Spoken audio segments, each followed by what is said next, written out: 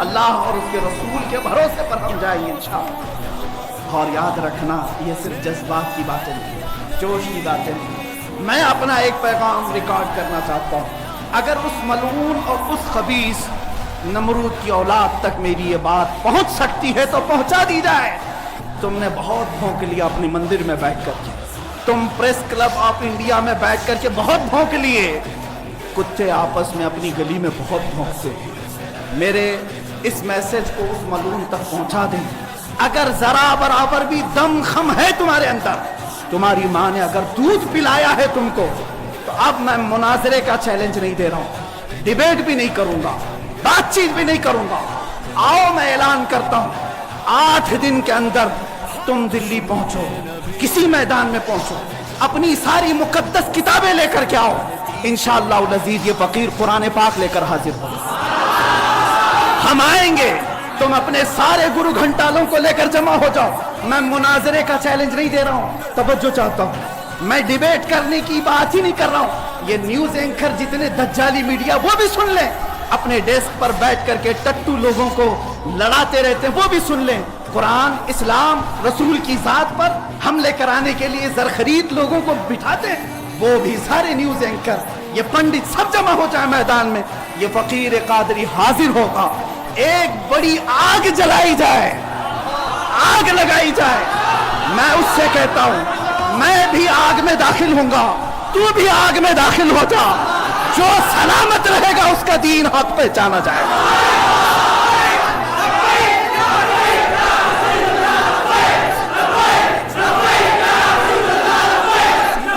بہت ہو گیا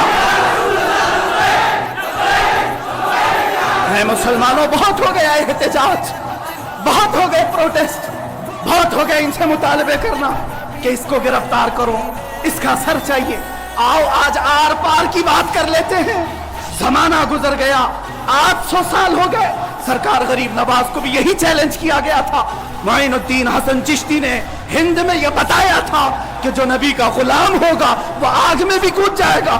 انشاءاللہ العزیز میں گنہگار ضرور ہوں، میرے اخلاق برے ضرور ہیں، لیکن جب بات میرے مذہب کی آئے گی، قرآن کی آئے گی، نام مصطفیٰ کی آئے گی، میں برسر اعلان آج پھر کہتا ہوں، آؤ تم سارے پنڈت مل کر کے آؤ، آگ لگائی جائے، تم سب پوری دنیا کو دکھانا میں بھی آگ میں داخل ہوں گا، تم بھی آگ میں آ جانا، دیکھتے ہیں کس کے جسم کو آگ جلاتی ہے۔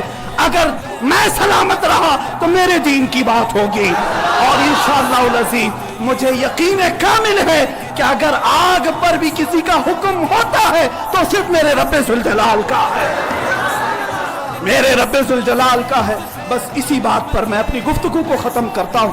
اب احتجاج نہیں، اب پروٹیسٹ نہیں، سیدھے آر پار کی بات، میری یہ بات پہنچا دی جائے۔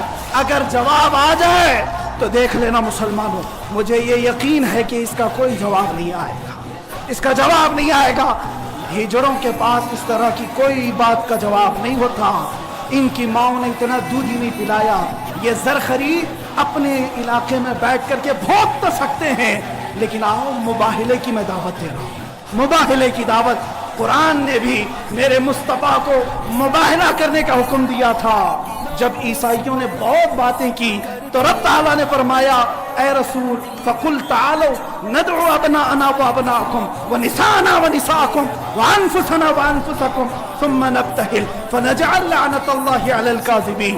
اے رسول ان کو بلا لیں، آپ اپنے بیٹے بیٹیوں کو لے کر کے آئیں، اپنی عورتوں کو لے کر کے آئیں، اور خود جائیں اور ان سے بھی کہیں کہ تم بھی اپنے بیٹے بیٹیاں لے آؤ، اپنی عورتیں لے آؤ، بیٹھیں گے میدان میں، اللہ سے دعا کریں گے کہ جو جھوٹا ہے اس پر لعنت بھیج۔ اتنا ہی میرے آقا کو حکم آیا تھا۔ حضور گئے نجران کے عیسائیوں کے پاس، چلو بلاؤ، مباہلہ کرتے، ایک مناظرہ ہوتا ہے جو ڈیبیٹ کیا جاتا ہے، مباہلے میں ڈیبیٹ نہیں، سیدھے میدان میں، عمل کے میدان میں بات نہیں کی جاتی۔ حضور آئے کس کو لے کر؟ سیدہ کائنات فاطمہ الزہرا، حسن مجتبیٰ کو، حسین اعظم کو، مولا علی کرم اللہ وجہہ کریم کو، 5 لوگ آئے تھے۔ نجران کے عیسائیوں نے پہلے تو مان لیا تھا چیلنج، جب یہ نورانی چہرے دیکھے تو عیسائیوں کے ایک بوڑھے پادری نے کہا اے نادانو، کس کو تم نے مباہلے کے لیے بلا لیا؟ اگر اس رسول نے ہاتھ اٹھا دیا تو قیامت تک تمہاری نسلیں باقی نہیں رہیں گی.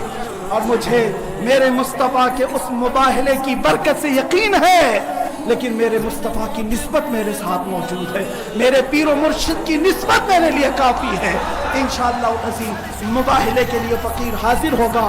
جواب آ جائے اے سنی مسلمانوں انتظار کرو، اب لڑائی آر پار کی ہو جاتی، دیکھا جائے گا کس کا دین حق ہے، کس کی کتاب حق ہے، کس کا رسول حق ہے. اسی بات پر خاتمہ ہوگا. وآخر دعوانا الحمدللہ رب العالمین.